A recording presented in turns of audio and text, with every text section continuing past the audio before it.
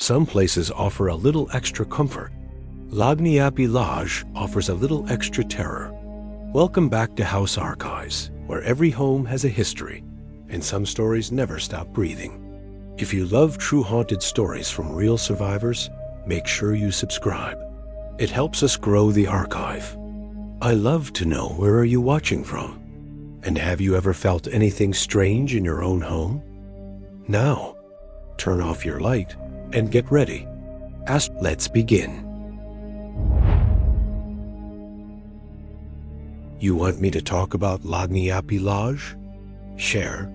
I ain't spoken that name out loud since Truman was president, and even then it was in whispers over the fence to my neighbor lady, who swore she'd take it to her grave. But she's gone now, and so's most everybody who knew. I'm the last one carrying it, like a stone in my shoe that won't shake loose. Sit down, pour yourself some chicory coffee. From the pot, it's strong, the way my mama made it. Don't mind the tremble in my hands. It's the memories shacking me, not the years. My name is Elise Broussard, born Elise Marie Hebert in the spring of 1930, down in the Bayou country where the water's thicker than blood and twice as mean. In the summer of 1948, I was 18 years old, fresh out of the convent school in St. Martinville, with hair black as a crow's wing and eyes that my brother said could charm the devil himself.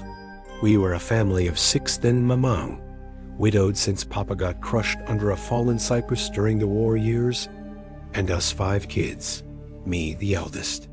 Then Lucien, 16 and already eyeing the shrimp boats. Marie Claire, 14, pretty as a magnolia blue. Little Antoine, 12, with a laugh like a hyena. And baby Therese, just turned 9, still sucking her thumb when she thought no one was looking. We were poor as church mice after the war, scrapping by on Mamang's seamstress work and what Lucien could pull from the traps. Then came the letter. From a lawyer up in New Orleans, fancy paper with a wax seal like something out of a storybook. Said we'd inherited Lagniappe Lodge from a distant uncle on Papa's side, old Eustache Hebert, who'd gone missing years back and was presumed drowned in the bayou. The lodge was ours free and clear. A Lagniappe from beyond the grave, the lawyer called it. That word Lagniappe means a little something extra, like the baker giving you a 13th donut for free. We thought it was a blessing. Lord, how wrong we were. We packed what little we had into a borrowed flatbed truck and drove out to the edge of the Atchafalaya, where the road turns to shell and the cypress knees poke up like bony fingers begging for alms. The lodge squatted there on the bank of a forgotten bayou, sprawling like a drunk uncle at awake big galleries, wrapped around like arms ready to hug you too tight. Tin roof rusted to the color of dried blood, and walls of weathered cypress that smelled of rot even in the dry season. It was built back in the 1880s, they said, over an old Acadian burial ground from when the British drove our people out of Nova Scotia. Graves long sunk into the mud, but folks whispered the bones remembered. From the first step inside, the place felt too full. Not crowded full, like a belly after Thanksgiving dinner, straining at the seams. Shadows in the corners seemed deeper than they should be, and the air hung heavy with that bayou perfume. Wet earth, sweet decay, and something under it all, like breath after eating garlic. My mom said it was just the damp, and we'd air it out. Lucien and Antoine ran through the rooms whooping, claiming beds in the upstairs, with the ceilings sloped like prayers unanswered. Marie Claire found an old armoire in the parlor, full of faded linens that smelled of lavender long gone sour. Therese clung to my skirt, her big eyes darting to every creak. That first night, we supped simple. Cornbread and red beans. Mamie cooked on the old wood stove that crumbled like an old man waking up. We set the table in the dining room long oak slab that could seat 12 easy, with chairs carved like twisted vines. 6 places, 1 for each of us. Mamang said grace, thanking the Lord for our Lagniappe, and we dug in. Halfway through, Lucien stopped chewing, fork hanging midair. Who said that? He asked, pointing to the end of the table. There was a seventh plate, steaming hot, piled with crawfish etouffee nobody had cooked. Rice perfect, roux dark as midnight, crawdads fat and pink like they'd been boiled that morning. A chair had pulled itself out, scrapping marks fresh on the floor. We all stared. Maman crossed herself, muttering about drafts and forgetful children, but none of us had done it. The kitchen was empty, stove cold except for our pot. Antoine, being the fool boy he was, reached over and took a spoonful. "Tastes fine," he said, grinning. "Better than yours, Maman." She swatted him, but we laughed it off. Joked about Uncle Eustache's ghost being a chef. We left the plate there, untouched after that bite, and went to bed uneasy but full. Morning came muggy, the Bayou fog pressing against the windows like curious faces. The plate was gone cleaned, stacked with ours in the cupboard. No sign of the food. We didn't talk about it. Spent the day unpacking, scrubbing floors that seemed to sweat no matter how hard we wiped. By supper, we were starving. Maman fried up some catfish Louisiana caught that afternoon. 6 places again. And again, the 7th appeared. Same end of the table. This time gumbo, thick with okra and andouille, steam rising like spirits from a grave. Share out. We heard the scrape this time slow, deliberate, like someone talking their seat polite, as you please.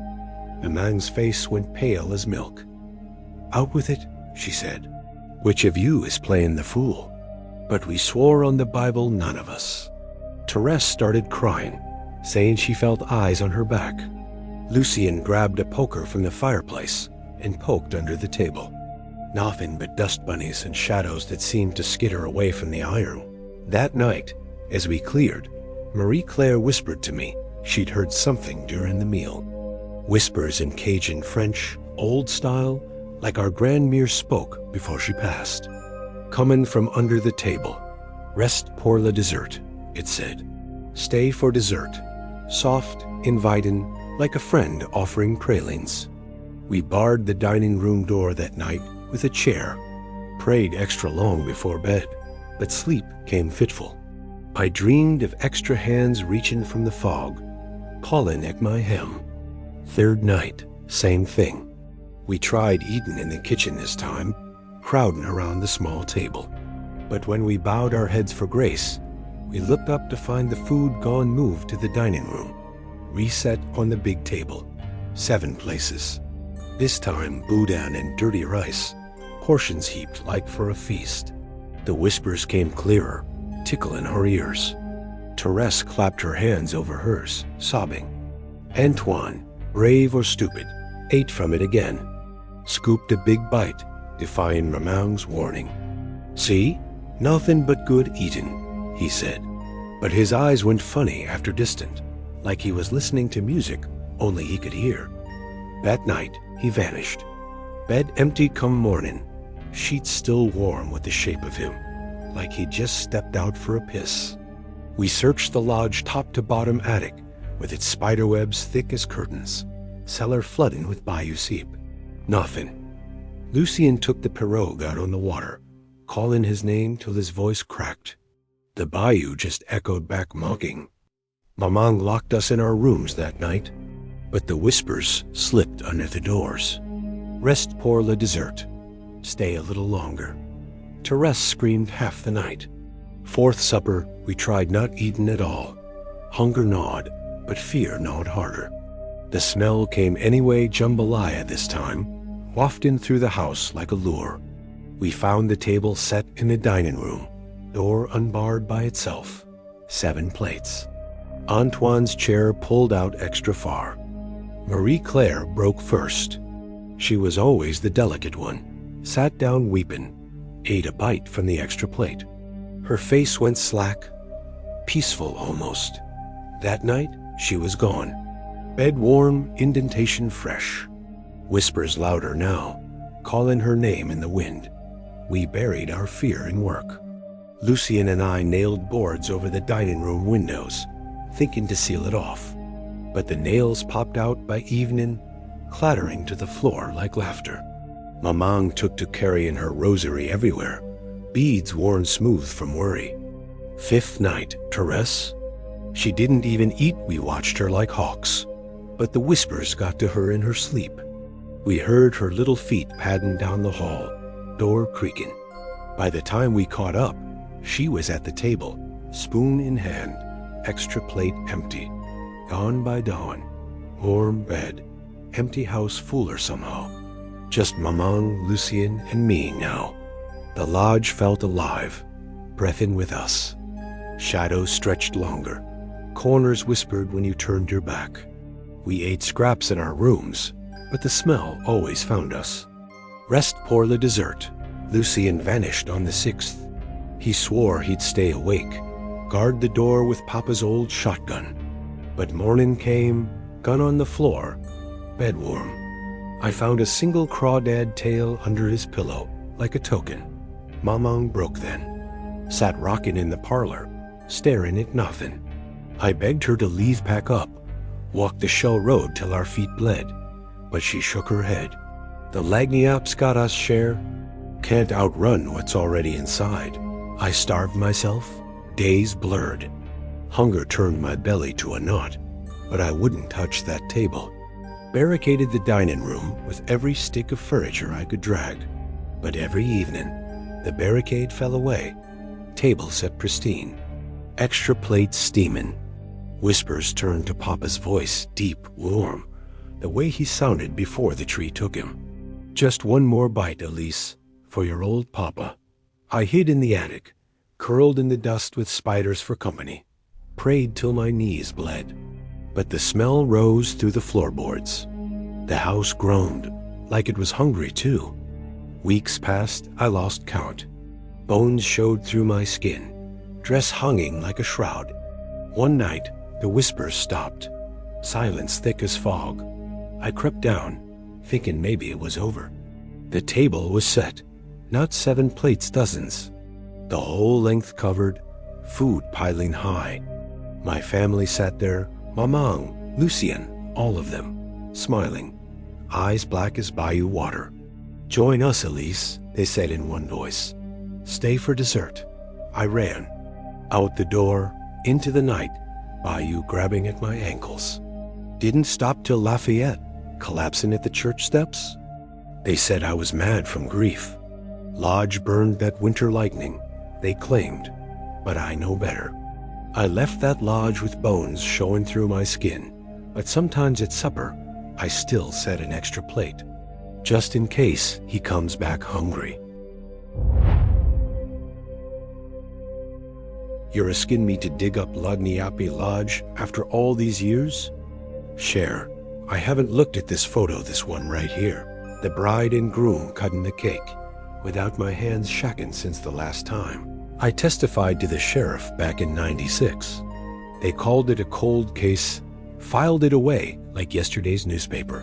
But cold don't mean dead out in the bayou. It means waiting, patient as a Huron in the shallows. I'm Sophie Leyoin, born Sophie Marie Duval in '69, right here in the quarter where the air's thick with secrets and saxophone wails.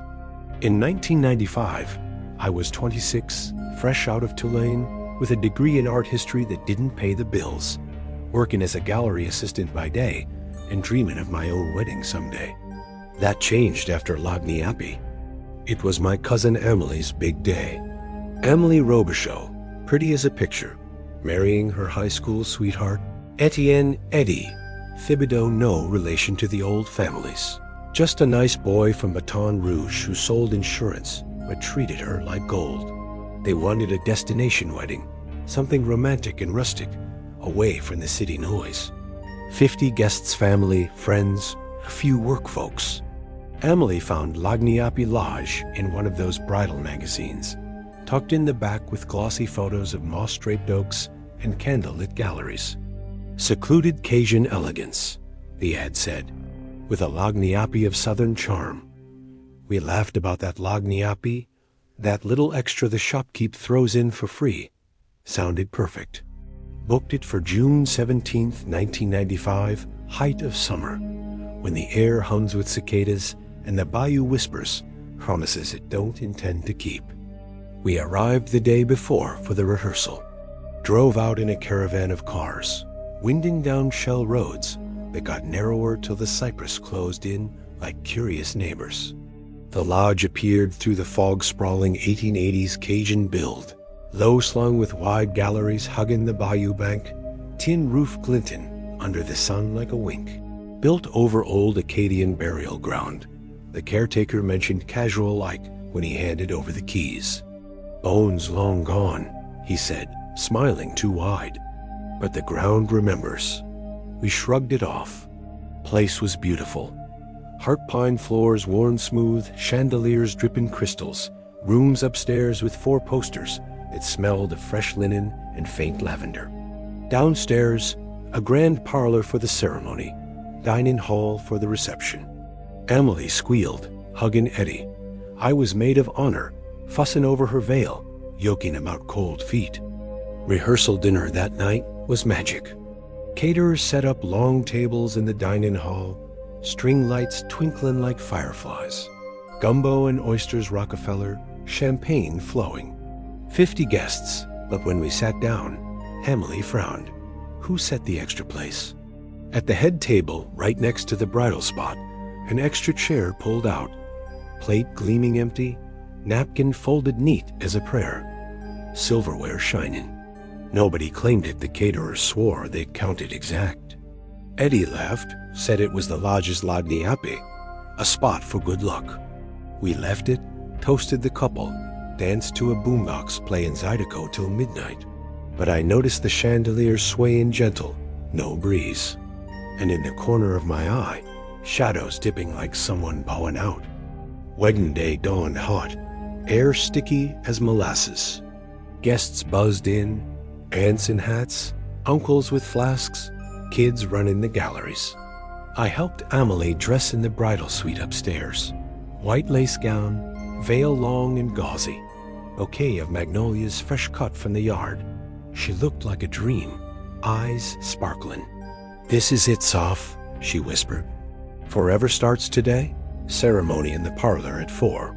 Priest from St. Martinville, old friend of the family." We lined up, me leading the bridesmaids in pale blue.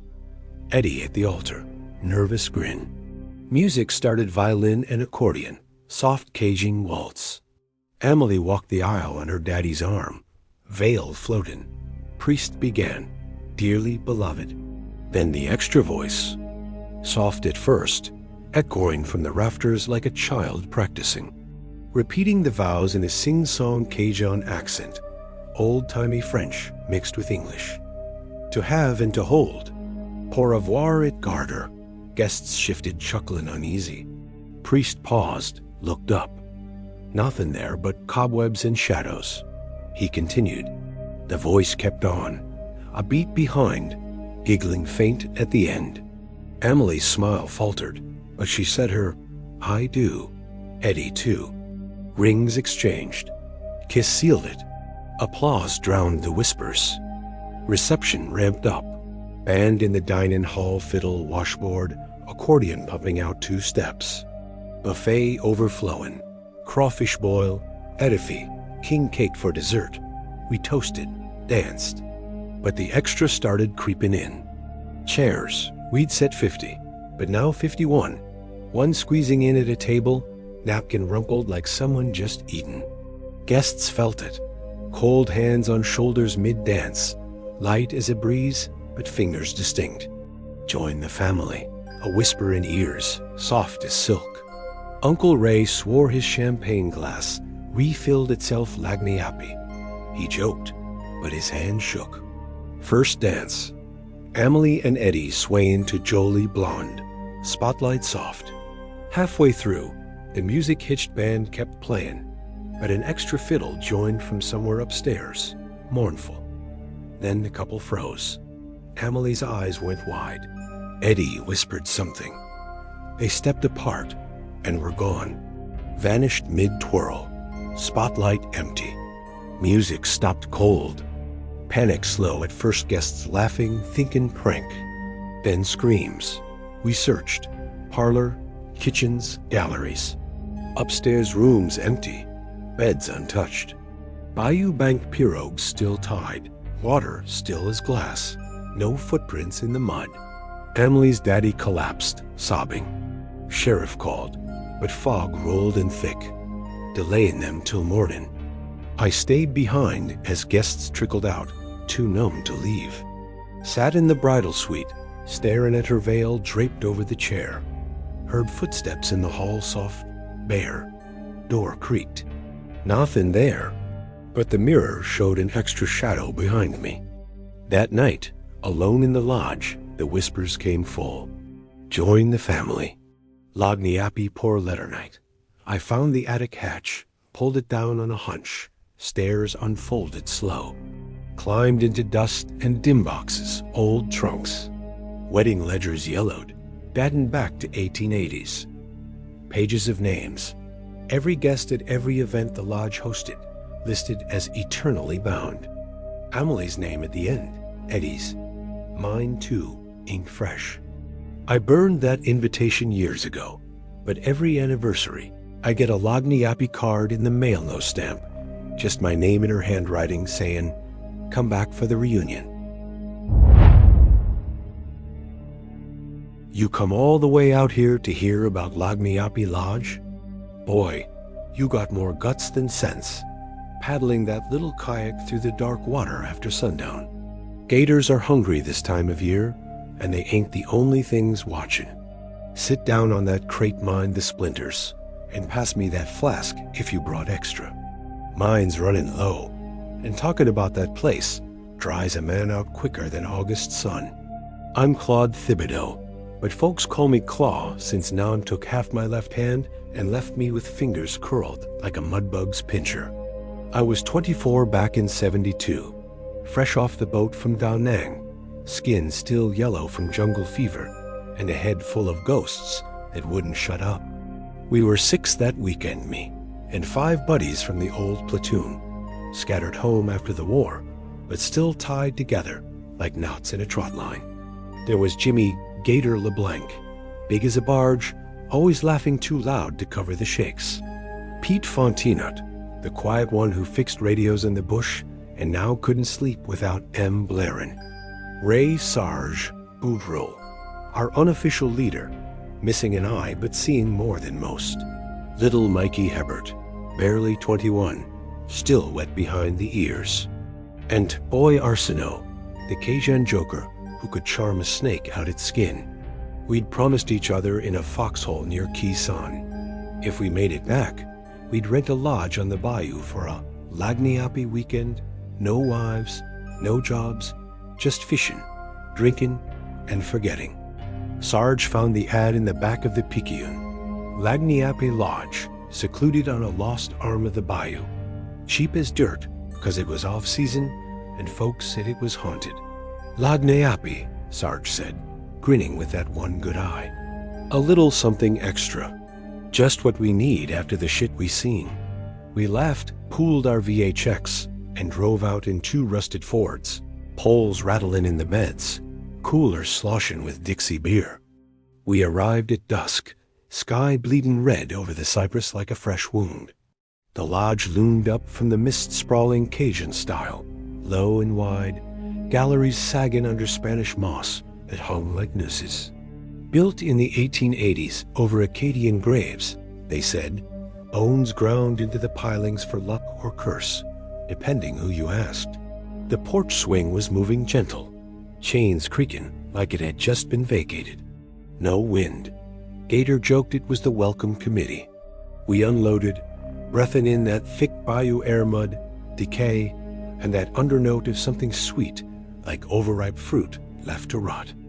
Inside was dim, dust motes dancing in the lantern light we lit because the generator coughed and died after one crank. Rooms plenty, 6 bedrooms upstairs. Big common area down with a stone hearth big enough to roast a hog. We claimed bunks, cracked beers, and built a fire that popped like gunfire. Head count, 6. Always started at 6. First night, we sat around the hearth telling lies about the war. the ones that made us heroes instead of scared boys. Beer bottles emptied fast. Pete counted them at midnight. We brought 3 cases, 36 bottles. But the pile by the fire was 42. "Who's buying extra?" he asked, voice slurring. We laughed, blamed Mikey for sneaking more. But Mikey swore he hadn't. Then the laughter came soft, echoing from the empty kitchen. Not ours. Deeper, older, in that old Cajun patois we barely understood anymore. Faded quick as it started. We chalked it up to the wind, the beer, the ghosts in our heads. Morning came foggy. We did a head count before coffee 6. But when we sat for eggs, Sarge said, "Who's the 7th cup?" There it was, extra mug on the table, steam rising like it had just been poured. Coffee black and hot. Nobody claimed it. Gator sniffed it, shrugged, drank it down. "Lagniappe," he said, winking. We hit the bayou after, pirogues sliding into the black water, lines cast for bass and gar. That afternoon, the count went wrong. We docked back at the lodge, unloaded the catch-a-six stringers, fat with fish. But Pete swore he saw 7 shadows stretching along on the dock. "Trick of the light," Sarge said, but his good eye twitched. Second night, the bonus guests got bolder. We grilled the fish outside, fire pit crackling. Beers again started with 2 cases left, ended with empties piling up to more than we drank. Laughter echoed from inside the lodge this time. Merry like a fey doo-doo we weren't invited to. Mikey went pale, said he heard his dead brother's voice and it killed at Hugh. Laugh like a hyena. We went in, searched the rooms, empty. But in the mirrors, every damn one, the reflections showed 7 men. Pale figures in old homespun shirts and breeches, standing 1 step behind us, faces blurred like wet ink. Turn around, nothing. Look back, they were gone. "Swamp gas," Gator said, but his laugh was forced. We barred the doors, slept with knives under pillows. Whispers started after midnight soft Cajun French slipping under the cracks. "We join as news, les Garkins. Y'a de la place pour un de plus. Join us, boys. There's room for 1 more." Third day, Mikey disappeared on the bayou. We were trawling a slough, 6 boats in a line. Fog rolled in thick as gumbo. Mikey's pirogue was last. We heard a splash, and his voice calling faint, "Y'all see that extra line?" Turned back boat empty, or floating. We dredged till dark. Nothing. Boat drifted back to the dock by itself that night. Tackle box extra full, labeled in faded ink. Poor Mikey Lagniappe. Head count, 5. But the mirrors showed 6 now. That pale Acadian standing where Mikey should be. Panic set in slow, like fever. Pete tried the radio static, but under it, more laughter. Sarge suggested leaving, but the road out flooded overnight. Water rising unnatural. Bayou Le Pan at the galleries like a tongue. "Storm coming," he said. No clouds. Third night, the bonus guests joined the party for real. We huddled in the common room, fire high. Beers emptied themselves sip from yours, set it down full, come back empty. Footsteps paced the gallery outside, 7 sets when we were 5 inside. Gator stood it longest, then snapped, grabbed his shotgun, blasted the door. Splinters flew. Outside, empty. But his reflection in the window stayed behind, smiling with teeth too white. Whispers turned to stories old Acadian tales of the exile. Graves disturbed, spirits giving Lagniappe to the living, 'cause they craved company. 1 extra, they murmured. Toujours un de plus. Pete vanished that night. We heard him scream from his room short, cut off, door locked from inside. We broke it down, bed empty, window shut. Radio on the knitstand blaring static, but his voice in it. Room for 1 more, Claw. His boat came back empty next morning, extra reels spinning lazy. 4 left. Mirrors showed 5 pale ones now, standing closer. We tried burnin' sage mighty had brought for luck. Smoke curled wrong, spellin' words in the air. Lagniappe. Bayou rose higher. Water seepin' under doors, cold as grave hands. Fourth night, Tiboy. He was yoking to keep us sane, telling dirty stories. Mid-laugh, his face froze. Stood up, walked to the mirror like called. Pressed his hand to the glass. We pulled him back, burned his palm, smoke risin'. But he slipped away in the dark, whispering they got room. Found his hat on the dock. Boat returned with extra bait, wriggling alive. 3. Me, Sarge, Gator. Reflections crowded now. 6 in the glass, pale Acadians pressing noses to the inside. We barricaded in one room, no sleep. Bayou swallowed the road complete. Water inside, ankle deep, whispering as it lapped. 5th night, Gator. Biggest of us, broke like a twig. Heard the laughter, his mama's, dead since he was 10. Walked out into the water, singing an old Cajun tune. We watched from the gallery. Bayou took him gentle, bubbles rising like giggles. His boat came back heaviest extra fish, flopping, eyes staring. Sarge and me, mirrors full 7 now, waiting. Last night, Sarge turned to me, eye glassy. It's the Lagniappe claw. House gives extra, 'cause it takes extra. Whispers were screams now. Rejoin as la famille. Join the family. He stood, walked to the hall mirror. I grabbed him. Burn it, he said. Burn your reflection. I struck a match, held it to the glass where his pale double grinned. Mirror cracked, smoke black. Sarge screamed, fell, gone when the smoke cleared. I smashed every mirror, burned the shards in the hearth. Flames roared blue, laughter howling inside. Bayou receded at dawn. I walked out alone, hand bleeding from glass. Looked back, porch swing moving, 7 shadows on the gallery. I got out with 1 less shadow than I came in with. But out here on the water, I still count 7 in the boat some nights. Mine and the Lagniappe ones. You want to know about Lagniappe Lodge and that godforsaken Reno job in 2010? All right, but make it quick. I got a load of 2x4s warming up in the bed. And talking about that place makes my scars itch something fierce. Name's Remy Duval, born in the Bayou mud back in '68, learned the trade from my pop, who built half the shrimp docks from Grand Isle to Morgan City. By 2010, I was 42, running my own crew. 5 good men, hammers swinging, bills paid on time. We did flips for them New Orleans investors, turn old wrecks into bed and breakfasts for tourists chasing that Anne Rice vibe. Lagniappe Lodge came across my desk as a sweet deal, the flipper said. Cheap buy, quick turnaround, with a Lagniappe of historic charm. That word Lagniappe should have been my first warning. Little something extra. Yeah, we got extra, all right. Extra we never asked for. The lodge had sat empty since some wedding gone wrong in the 90s, rumors of missing folks. But sheriffs called it runaways. Investor bought it dirt cheap, hired us to gut and glam. New plumbing, wiring, fresh paint over the Cajun bones. Built in the 1880s over Acadian graves, pilings sunk into earth that swallowed the dead like quicksand. We rolled up in March, air still cool but humid creeping in. Place looked tired. Galleries sagging, cypress walls weathered gray. Bayou Le Pan, lazy at the back, like it was tasting the foundation.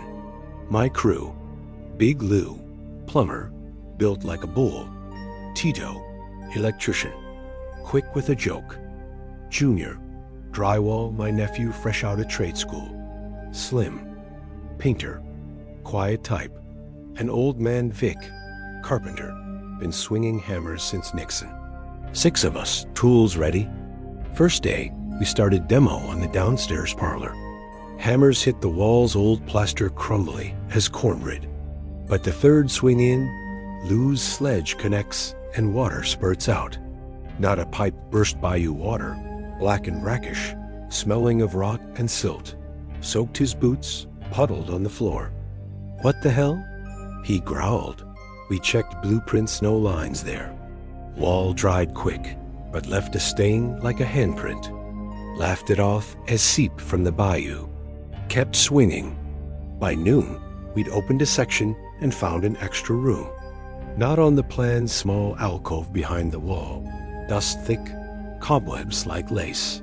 Empty except a single nail in the floor, bent like it had been pulled by hand. Tito shone his light. Lagniappe space boss. Free square footage.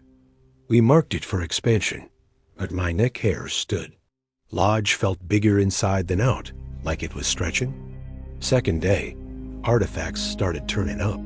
Junior was prying baseboards in the upstairs hall when an old toy jack-in-the-box tumbled out, rusted, clown face smiling crooked. He wound it. Pop Goes the Weasel played slow. Then the clown popped, but its eyes followed you. Junior went white. "This was mine, Uncle Remy. Lost it when I was 5, after that fishing trip with Pawpaw." We stared. Exact match, down to the chip in the paint from when he dropped it. Lagniappe Slim muttered. "Trash it? Nah." Junior pocketed it, eyes distant. Then Tito found a photo in the wiring chase-faded Polaroid of a family picnic, 70s style clothes. Flipped it, his mama's handwriting on back, summer 75. His family, one he'd lost in a house fire years back. "How?" he whispered. Shook him bad. We found more. Lou pulled a rusted wrench from behind the sink, engraved with his daddy's initials tool, gone missing decades ago. Slim uncovered a locket in the paint scrape, inside a curl of hair matching his late wife's. Vic found a whittled cross in the attic beams, same as one he'd carved for his boy who died in Nam. Each tied to our histories, buried like the lodge knew us before we arrived. We joked uneasy old place hoarding junk. But nights on site, investor wanted us camping to save time. The extra shadows came. First night, we bunked in the common room, sleep in bags on tarps. Fire in the hearth for light. Around midnight, my flashlight beam caught it. Extra shadow on the wall, mimicking Lou's as he rolled over. Not his taller, thinner, in old breeches. Lou sat up. "Who's there?" Shadow peeled off, slithered into the crack. Whispers started soft Cajun patois, old Acadian French. "Confess tes peches, mon fils. Confess your sins, my son." Lou went pale, muttering about a childhood theft he'd never told. Each night, more shadows joined, mimicking our moves hammer swings in the day, echoed at night by invisible hands. Tito's shadow whispered about a girl he'd wronged in high school. Junior's about stealing from my truck as a kid. Slim's about ignoring his wife's last call. Vic's about leaving his family for the bottle. Mine, silent at first, but watching. Lodge felt alive, breathing with us, giving Lagniappe guilt we'd buried. Third week, vanishing started. Junior first. We were opening another wall extra room again, not on plans, this one with a crib rotted through. Junior stepped in to measure. Tape snapped. "Hey, this crib's like gone. Door slammed, locked." We busted it. Room empty, his tape measure on the floor, extended to his height exact. Tools arranged in his outline, hammer for head, screws for eyes. No sign. Searched till dark. Bayou whispered his name. Crew rattled. Tito next, 2 days later. Wiring the new alcove, humming. Stepped behind a panel, extra space opened sudden, swallowing him. We heard his scream echo, then silence. Broke in, tools in his shape, photo from the wall clutched in a glove outline. One by one, Slim vanished painting a hidden closet, whispers driven him in. Lou into a flooded basement room that appeared overnight. Vic, last of the crew, carving a beam shadow, pulled him into the wood grain itself. Alone now, lodge bigger, rooms multiplying. Whispers mine now. Childhood sins, lies to my wife, Abandoning my boy after the divorce. Found the foundation in the cellar stones etched with names. Every renovator since 1880. Hundreds. Mine pre-carved. Waitin'. I walked away from that job with an extra scar across my palm that ain't for no nail. It's the lodge's signature, reminding me I owe it one more visit. If you're seeing this video, delete it. No, seriously, hit that X. Wipe your history. Earn the phone if you have to. I'm Mia Arsenault, better known as Bayou Babe on Insta and TikTok. 1.2 million followers last I checked. Or was it 1.3? Doesn't matter now. I'm 28, born in the sticky heart of Lafayette. Grew up chasing trends and lights in New Orleans. In 2024, I won a Lagniappe contest for a free week at the newly reopened Lagniappe Lodge. Sounded like a dream. Sponsored stay, content gold, that little something extra to boost my brand. Hashtag Bayou Luxury. Hashtag Haunted Vibes. What a joke. The lodge gives extra. All right, extra you can't give back. It started with the email. Congratulations, Bayou Babe. You've won our Lagniappe giveaway. 7 nights of Cajun charm at Lagniappe Lodge. No entry, I remembered. But influencers get comped all the time. I packed my ring lights, drones, and a skeleton crew. My cameraman Jax, bestie since film school, handles the edits, and assistant Lena, 22, eager, always on her phone. We drove out October 23rd, 2024 fall crisp, leaves turning, bayou fog rolling in like a welcome mat from hell. The lodge popped up at the end of a shell road, sprawling like it owned the water. Galleries wide as smiles. Cypress walls fresh painted, but already peeling at the edges. Tin roof echoing the drip from overhanging moss. Built in the 1880s over old Acadian burial ground, the website said. Experience the Lagniappe of history. I filmed the arrival. Hey babes, we're checking into this haunted gem. Who's ready for ghost hunts and gumbo? Check-in was weird from the jump. The front desk old oak slab, polished shiny, was manned by this caretaker, Miss Eula May, skin like crumpled parchment, eyes milky but sharp. She handed me the key card, then paused, sliding over an extra one. Old-fashioned brass key, heavy, labeled in faded script. For the family. Lagniappe, she said, smiling without teeth. In case you have company. I laughed, pocketed it for the vlog. Jocks filmed it. Extra key for extra vibes. Lena snapped pics. We unpacked in the bridal suite ironic, since I was single 4-poster bed, chandelier swaying slight with no wind. First live stream that night? Bayou Babes Haunted Week, night 1. Set up in the parlor, ring light glowing, me in a cute tank and shorts. Babes, this place is gorge, check the vibes. Viewer count climbed quick. 50,000 80K. Glitches started, small feed stuttering. Comments lagging. Then a viewer DM'd. Who's that behind you? Rewound the replay. In the doorway, a pale figure in old-timey dress, weaving slow. Going on next frame. Prank filter? I said on stream, but Jocks checked the raw footage there. Lena went pale. Mia, that's not us. More glitches. Extra shadows in the corners, waving from windows that vanished on pause. Chat blew up. Ghost subbed.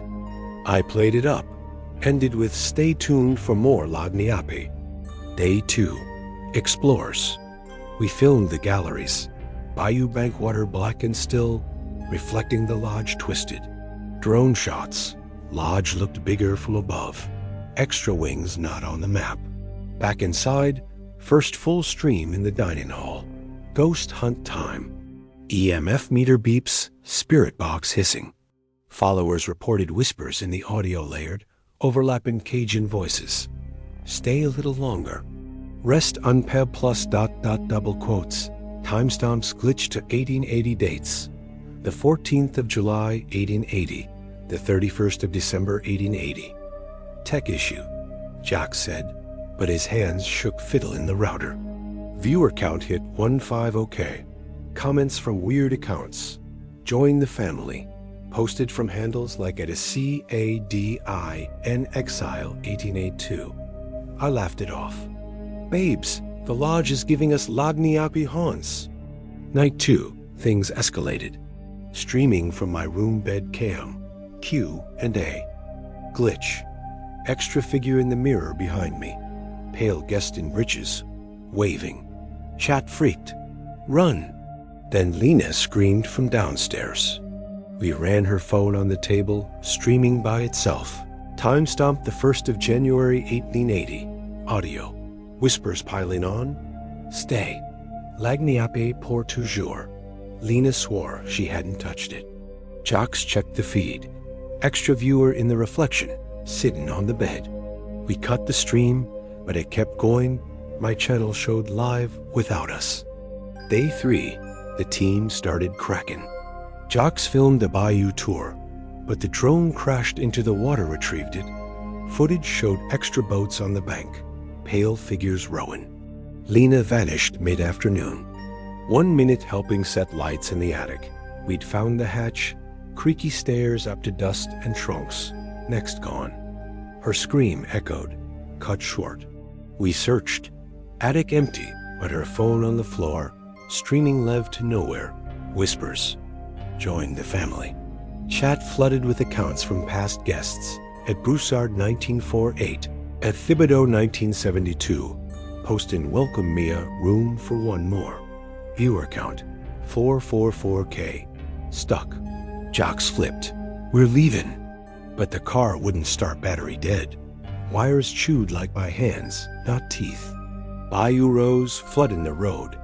Phones glitched. Timestamps all 1880. Signals gone. Night 3 stream went live by itself, my face on screen. But I wasn't filming. Extra figures everywhere. Waving from doors, whispers loud now. Overlapping like a choir. Jocks disappeared midstream. One frame set in the tripod, next gone. Tools arranged in his outline on the floor. Chat. Lagniappe for the cameraman. Accounts inviting viewers. Like to join? Sub for eternity. Alone. Trapped. Lodge breathing, walls pulsing soft, chandeliers swaying. Whispers in my ear. Childhood sins, regrets. Confess and stay. I barricaded in the suite, but doors unlocked themselves. Found the extra key, fit the attic. Climbed up, not empty. Filled with old phones, cameras, devices from decades, Polaroids, camcorders, iPhones, all streaming live feeds. Screens glowing, previous victims checking in. Oil crew from 82 burning mirrors. Wedding party from 95 dancing endless. Foster kids from 05 breathing in unison. All looping, viewers stuck at 444. My stream among them, me waving from the door like the pale guests. I smashed what I could, ran. Bayou parted unnatural, road dry. Drove till the motel, but my channels still live empty rooms. But at midnight, extra figures. Me, Jocks, Lena, waving. Viewer count, 444. No, 445 now.